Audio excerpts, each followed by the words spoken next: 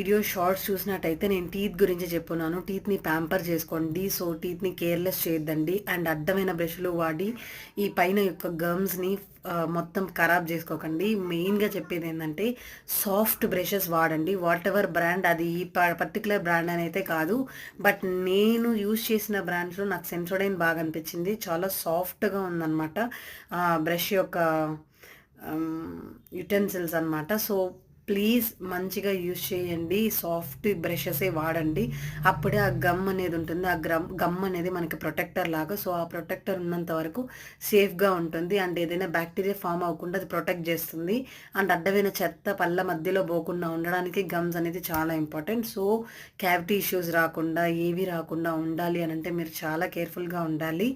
And please అడ్డమైన బ్రష్లు వాడకండి. Rough బ్రష్లు వాడడం వల్ల చాలా చాలా నష్టాలు కలుగుతాయి అన్నమాట. భారీ మూల్యం చెల్లించాల్సి ఉంటుంది.